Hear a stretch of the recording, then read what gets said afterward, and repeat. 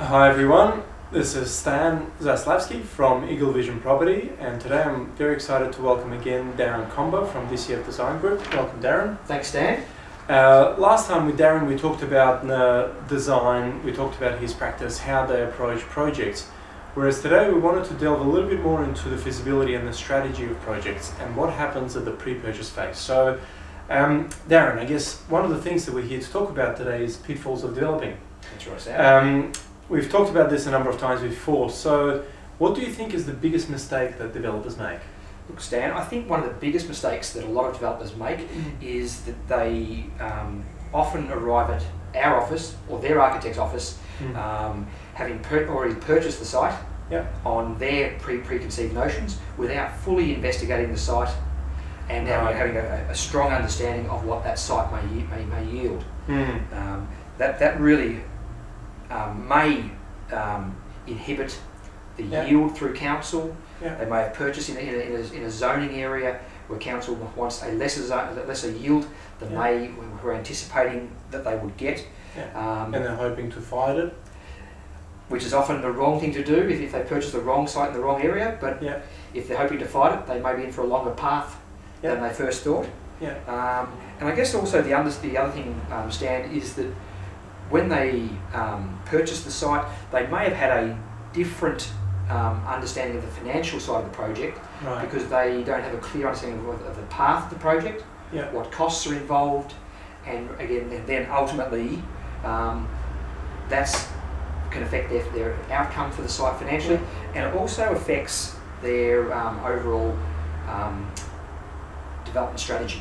Which is a very key problem that people need to face. Definitely. Look, and you mentioned council and zoning and how the yield will work. So how does that affect a project and how can it inhibit the yield? Look, Stan, so many times we find developers who really haven't looked at the council strategic zoning maps prior to purchasing, or they haven't consulted planners or ourselves to get the best advice on that. They may be purchasing their properties based on what's been developed around the site previously, and those developments may be up to 4 years or 5 years old. And the strategy's already changed. Very true, yes. And really then, they're working on old information, not the latest information, and that's a real problem. And often they're just looking at what's inside the site rather than what's around the site. Okay. So what you're saying is that people aren't really looking what's happening around the site, they just have a notion in their head, essentially. Yes, that's right. Look, they may have that notion in their head may be that previously they've achieved maybe 6 townhouses or maybe 20 apartments on a site of a specific size. And whilst that's one of the fundamentals, what they're really not taking into account is the orientation. They're not taking council's opinion of things, the effect that their development may have in overall mass compared to what's around them, and that's a really big problem. I guess especially today when we're finding that there is so many more well-versed neighbours, they understand how to object, and the outside opinion of what's happening with the site is more important than what's happening inside the site. As far as yield's concerned. So now that's obviously one major aspect. How about in the feasibility stage, the financial aspect? How does that work? Look, the financial side of the site, obviously there's the land purchase, there's the overall consultant cost, there's the build cost, and a lot of the ongoing holding costs along the way. And then there's the all-important gold piece, which is the profit margin at the end. Now, all of these figures are tightly related to both the strategy that the developer is taking, as well as the yield the site is likely to get. And we really can't talk about those two separately. They are so conjoined. The key strategy that a developer takes really affects the path of a project. It affects how many consultants they have to pay for up front. And the size and yield of the site then affects the construction cost. Of course. So, so they're all related very closely together. They really are, yes. So now you mentioned so many different point. So it seems that there's a significant amount of information that really needs to be put together pre the site is purchased. So tell us a little bit more about that. How's it all gathered? Look, we understand that there's a whole lot of information to gather. Yep. We understand that this information comes from a number of parties or stakeholders. There's the developer and what he wants to his vision for the site and what his yields and profits are. The information also comes from all the key town planners, arborists, and I guess the construction team for the costings of the project. There could be legal and barristorial advice. There could be a whole range of consultants whose strategy and the input has to be put together. So we handle this by having a strategic meeting at the start of the project. Right, okay. We try and develop our own initial concept with the developer and call in the full consultant team to have an overall all-heads strategy meeting at the start, develop all the input from the consultants because they have so much experience as to what the councils are expecting and the process that they've experienced on past projects. So their contribution is really important. So once we try and get as much feedback and a nice big round table conversation at the start. Even pre-purchase. Even pre-purchase for a larger site. For a smaller site, we may simply put our feedback in and talk to have a conference call with a few key consultants first. If that's appropriate to the size of the project. But the consultant strategy session is often really needs to happen pre-purchase. Absolutely, yes. Okay. And so, do you find that developers are receptive to that method of operation? Stan, every time you talk to a developer about spending more money and spending money up front because for them, it appears as though it's another cost. Right.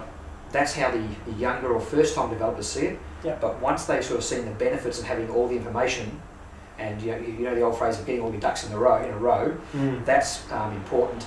Once they've seen that whole process work and the outcomes that it achieves and how well informed everyone is of the whole process, I don't think many developers that we've experienced have ever looked back on that process and thought it was the wrong decision. Right. So they're all receptive. Second or third time round. And in that consultant team, is it typically the same team that's used across all the projects? Stan, in answering that, I would say that we have developed over the years of working with managing the consultant team and projects, that we have established now 4 or 5 sort of pods of consultants who are working well together. They need to work together as a team information-wise, and they also need to understand how each other works and practices. But look, we would pick the consultant team appropriate to that project. Obviously, the size of a consultant team can really affect its cost. So we might use a small, more efficient team on a small project or a larger team. But primarily, I think the A team of consultants that we try and get is primarily similar consultants over the whole process. Right, fair enough. So then, if it is so important, then do you rely on their advice alone, or do you then also go to council and get their needs and feedback? How does that part work? Look, that's a tricky one. For a lot of developers are trying to use the consultants to bully council. Others are quite conservative and they want the council's advice first, and then they structure the consultant team around that. I think the best thing really is to take the middle ground on that approach. Once you're using very experienced consultants, they'll have a very good gauge on what council feedback is for a specific type of project. So we really try and work in to find the best fit between the consultant advice and what the council needs are, because ultimately many projects these days are falling over because they're not getting the planners actually they're not getting the planners support prior to then ultimately going into the council meetings. And so they're battling essentially council and the residents rather than having council on board. Absolutely. Getting council on board is so important in today's terms. VCAT fluctuates so much between whether they are the saviour to developers.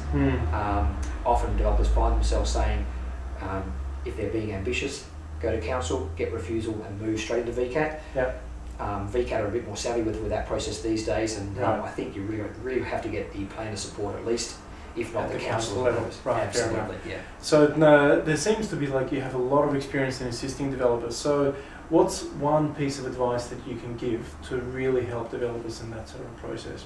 Look, I think over the things that we've covered, Stan, the most important advice is set up a process with your design and consultant team that's efficient to set up a pre-purchase assessment process that's quick and efficient, and know the area that you're developing in, so that you aren't new to the area, learning all the new tricks as you go through. So really make that pre-purchase assessment part efficient, and then follow that whole that strategic process all the way through the application process. I think that's the most important thing. Brilliant. Thank you so much. See you again. See you again. Thank you.